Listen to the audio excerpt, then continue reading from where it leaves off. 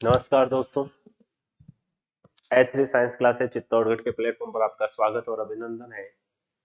12th class के board exam चल रहे हैं और उसी के अकॉर्डिंग आप तैयारी कर रहे हो। तो जो साइंस के स्टूडेंट्स हैं या जो एग्रीकल्चर के स्टूडेंट्स हैं, उनके जो नेक्स्ट एग्जाम होने वाले हैं वो बायो का एग्जाम होने वाला है या फिर उसके बाद केमिस्ट्री के एग्जाम की बात करेंगे। तो यदि हम बायो के क्लास की या बायो के एग्जाम की बात करते हैं तो बायो के एग्जाम में आप स्कोर कैसे कर सकते हो, बायो के एग्जाम में आप 100 में से 100 कैसे ला सकते हो या आप 56 में से 56 कैसे ला सकते हो। उसके लिए आपको करना क्या है, आपके पास लगभग 6 दिन का समय है। इन 6 दिन में आप कैसे पढ़ सकते हो, आपके पढ़ने की स्ट्रेटेजी क्या रहेगी, उस पर आपको फोकस करना है।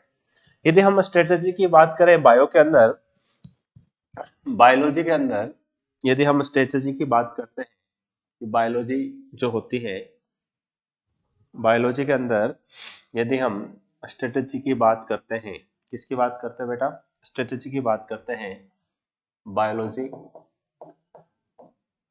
तो बायोलॉजी में आपके जो चैप्टर्स हैं उसको हमने अलग अलग यूनिट्स में बांट रखा है। तो सबसे पहले आपको जो फोकस करना है, आपको देखना है कि आपके एमसीक्यू कौन कौन से चैप्टर से आने वाले हैं।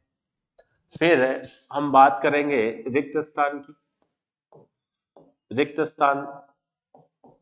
उसके बाद हम बात करेंगे very short question, very short type question. और फिर आपको जो बात करनी है वो है ऐसे टाइप क्वेश्चन, ऐसे टाइप क्वेश्चन। तो ये जो क्वेश्चंस हैं उसमें आपको देखना है कि कौन कौन से चैप्टर से कौन कौन से क्वेश्चंस आते हैं, यानी आपका जो फोकस है एमसीक्यू कौन कौन से चैप्टर से ज्यादा आने वाले हैं, जो ऐसे टाइप के क्वेश्चंस हैं वो कौन से चैप्टर से आने वाले हैं, और आपके जो शॉर्ट टाइप क्वेश्चंस हैं वो कौन से चैप्टर से आने वाले हैं, आपको उसको ऊपर फोकस करना है। अब एग्जाम के अंदर जो आंसर होते हैं, आंसर लिखने का तरीका भी अच्छा होना चाहिए आपका। बायो के अंदर आंसर लिखना, आंसर लिखना कैसे है, आंसर लिखना कैसे है, ये भी आपको ध्यान में रखना है कि आंसर लिखते कैसे हैं। तो आंसर जो हम लिखते हैं उसमें आपको जो क्वेश्चंस में पूछा है, यदि डेफिनेशन पूछी है तो आपको पूरी डेफिनेशन लिखनी है, ऐसा नहीं कि आप शॉर्ट में लिख दो।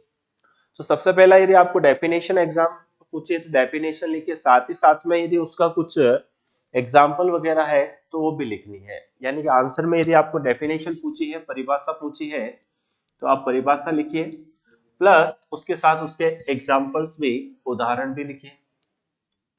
यदि आपको एग्जाम में कोई चित्र पूछा जा रहा है, बायो के अंदर यदि आपको कोई चित्र डायग्राम वगैरह पूछा जा रहा है तो उस डायग्राम को लेबल करना जरूरी होता है। यानी कि डायग्राम को, जो आपका चित्र पूछा है उस चित्र को हमें साथ साथ में नामांकित भी करना है, नामांकित भी करना है और लिखना है कि आपने जो चित्र बनाया है उस चित्र का नाम क्या है। नीचे आपको चित्र का नाम लिखना है या ऊपर चाहो तो ऊपर पेज पर लिख सकते हो। तो इस तरीके से आपको फोकस करना है और आपको आराम से घबराना नहीं है, पेपर को अच्छे से देखना है, बहुत अच्छे से पढ़ना है, क्वेश्चन को बहुत 2 बार पढ़ो, उसको समझो और फिर अपने आंसर लिखना स्टार्ट करो। तो आंसर लिखने में आपको ध्यान में रखना है कि आंसर में आपकी यदि डेफिनेशन पूछी है तो उसके साथ 1-2 एग्जाम्पल भी ऐड कर दीजिए और आपकी जो राइटिंग है वो थोड़ी अच्छी होनी चाहिए।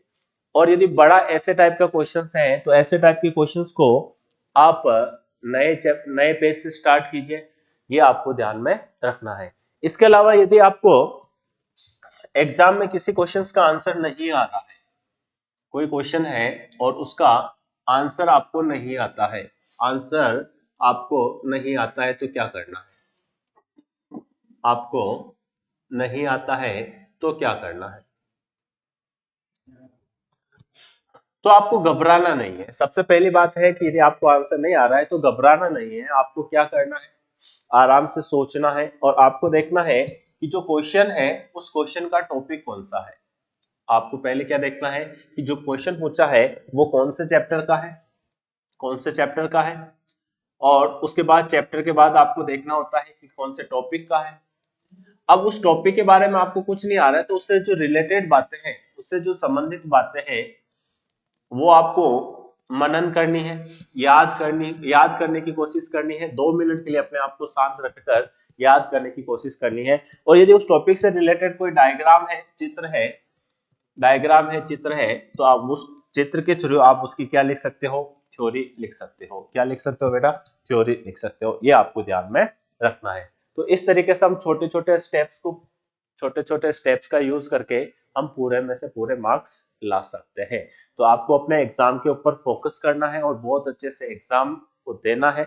तो इसी के साथ आपको एग्जाम की बहुत बहुत शुभकामनाएं, अग्रिम बधाइयां कि आपका एग्जाम अच्छे से जाए और आप एग्जाम को अच्छे से सॉल्व कर पाओ। Thank you.